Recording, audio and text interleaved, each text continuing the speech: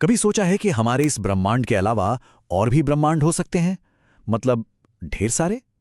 आज हम इसी कमाल के आइडिया पर बात करने वाले हैं, वो भी एक साइंटिफिक नजरिए से। हम समझेंगे भौतिक विज्ञानी मैक्स टेगमार्क के दिए हुए मल्टीवर्स के 4 लेवल्स को। ये सवाल थोड़ा दिमाग घुमा देने वाला है ना? क्योंकि जब भी कोई मल्टीवर्स की बात करता है तो हम सोचते हैं कि अरे हाँ, कहीं बहुत दूर किसी और गैलेक्सी के भी पार कोई और दुनिया होगी, शायद कोई ऐसी जगह जहां डायनासोर आज भी घूम रहे हों। लेकिन क्या हो अगर वो दूसरी दुनियाएं कहीं दूर हों ही नहीं?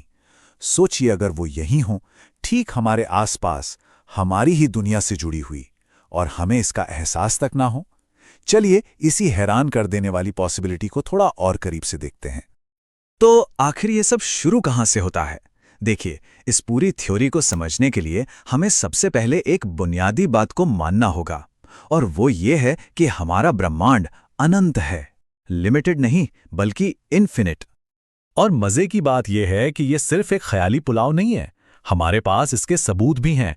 डार्क मैटर, डार्क एनर्जी पर जितनी भी स्टडीज हुई हैं, या फिर बिग बैंग के बाद बची हुई वो हल्की सी गर्मी, सब एक ही तरफ इशारा करते हैं।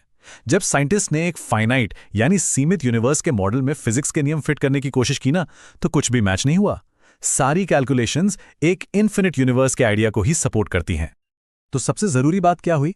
ये कि टेगमार्क की थ्योरी काम करे, इसके लिए हमें ये मानना होगा कि हमारा ब्रह्मांड सच में हमेशा हमेशा के लिए चलता रहता है। यही वो नींव है जिस पर आगे की पूरी इमारत खड़ी होगी। चलिए, तो अब जब नींव तैयार है तो आगे बढ़ते हैं। अब हम एक एक करके लेवल्स को समझेंगे। शुरुआत करेंगे मल्टीवर्स के सबसे आसान और सबसे ज्यादा माने जाने वाले वर्जन से। इसे ऐसे समझिए, ये यूनिवर्स हमारे अपने यूनिवर्स की ज़ेरॉक्स कॉपी जैसे हैं। और ये क्यों मौजूद हैं? सिर्फ इसलिए क्योंकि स्पेस इन्फिनिट है। सोचिए, आपके पास ताश के अनगिनत पत्ते हैं, तो जाहिर है कभी ना कभी तो कोई पत्ता रिपीट होगा ही ना। इसका लॉजिक बड़ा सीधा सा है। एक इन्फिनिट स्पेस में पार्टिकल्स को अरेंज करने के तरीके तो लिमिटेड ही हैं, है ना? तो देर सवेर सिर्फ संयोग से ही ठीक हमारे जैसा एक और हिस्सा बनना तय है। बिल्कुल हमारे जैसा एक और धरती, एक और सोलर सिस्टम, और हो सकता है आपका ही एक और वर्जन जो शायद आज सुबह नाश्ते में कुछ और खा रहा हो। अब चलते हैं अगले लेवल पर और देखते हैं कि कहानी कैसे आगे बढ़ती है, क्योंकि यहां से चीजें सच में बहुत अजीब होने वाली हैं। यहां पर तो रियलिटी के बुनियादी नियम ही बदल सकते हैं। लेवल 1 में क्या था? नियम सेम थे, लेकिन लेवल 2 के यूनिवर्स बिल्कुल अलग हो सकते हैं। इन्हें अलग अलग बबल्स की तरह सोचिए, जो एक बहुत बड़े कॉस्मिक सूप में बने हैं। इन बबल्स में यूनिवर्स का फैलाव अलग अलग तरीकों से रुका, और इसी वजह से वहां फिजिक्स के अपने ही अनोखे नियम बन गए। मतलब ये ऐसे यूनिवर्स हो सकते हैं जहां ग्रेविटी आपको नीचे खींचने के बजाय ऊपर की तरफ धकेले, या जहां लाइट की स्पीड बहुत कम हो। फिजिक्स की हमारी सारी समझ वहां जाकर फेल हो जाएगी। ये एक बिल्कुल ही अलग रियलिटी होगी। अब हम आते हैं सबसे पर्सनल और शायद सबसे अजीब लेवल पर। ये वो लेवल है जो मल्टीवर्स को हमारी अपनी रियलिटी में ले आता है, ठीक इसी पल में।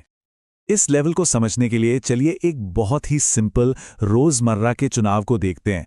ये आइडिया ह्यू एवरेट थर्ड की मैनी वर्ल्ड्स इंटरप्रिटेशन पे बेस्ड है, और ये सच में दिमाग हिला देगा।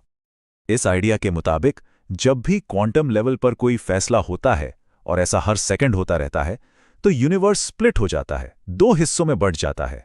तो अगर आपने बर्गर खाने का फैसला किया, तो उसी पल एक और यूनिवर्स बन गया जहां आपके दूसरे वर्जन ने दाल चावल खा लिए। आपकी हर चॉइस, चाहे वो कितनी भी छोटी क्यों ना हो, एक नई दुनिया बना रही हैं। और सबसे कमाल की बात यह है कि ये दुनियाएं हैं कहां?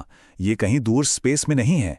टेगमार्क के हिसाब से वो यहीं हैं, ठीक हमारे साथ, लेकिन एक अलग डायमेंशन में, जिसे हिल्बर्ट स्पेस कहते हैं। हम उसे सीधे देख या महसूस नहीं कर सकते। ये कुछ एक रेडियो जैसा है।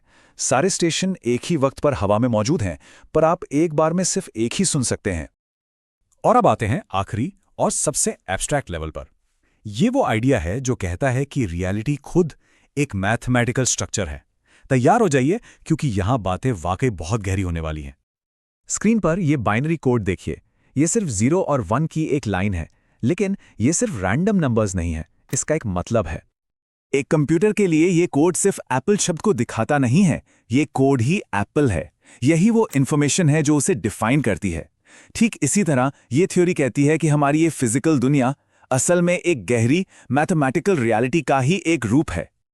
तो इसका मतलब क्या हुआ? इस लेवल पर ये जो फिजिकल दुनिया है वो बस एक मैथमेटिकल स्ट्रक्चर है जिसे हमारी चेतना यानी हमारा कॉन्शियसनेस एक्सपीरियंस कर रहा है। और कोई भी मैथमेटिकल स्ट्रक्चर जो लॉजिकली सही है, चाहे वो कितना भी अजीब क्यों न लगे, वो अपने आप में एक असली यूनिवर्स है, बस इंतजार कर रहा है कि कोई उसे खोज ले। इस नज़रिए से देखें तो एक सेब हो, कोई ग्रह हो या फिर आसमान की कोई गैलेक्सी, सब कुछ अपने सबसे बुनियादी लेवल पर सिर्फ नंबर्स और इक्वेशन से बना है। असल में रियलिटी एक बहुत बड़ी मैथमेटिकल चीज़ है। तो आखिर में टेगमार्क का तर्क यह है कि मल्टीवर्स का होना कोई ऑप्शन नहीं है कि हम माने या ना माने। ये तो फिजिक्स और मैथ्स के नियमों का एक ज़रूरी नतीजा है। ये चारों लेवल असल में एक ही बड़ी गहरी रियलिटी को देखने के अलग अलग तरीके हैं, जैसे एक ही पहाड़ को अलग अलग एंगल से देखना। और ये हमें एक आखिरी और बहुत गहरे सवाल पर लाकर छोड़ देता है। अगर सब कुछ मैथ्स ही है तो फिर हमारा कॉन्शियसनेस, वो मैं जो ये सब महसूस कर रहा है, वो क्या है? क्या हमारी चेतना भी बस एक मैथमेटिकल स्ट्रक्चर है? इसी सवाल के साथ आज की ये चर्चा यहीं खत्म करते हैं। जुड़ने के लिए शुक्रिया।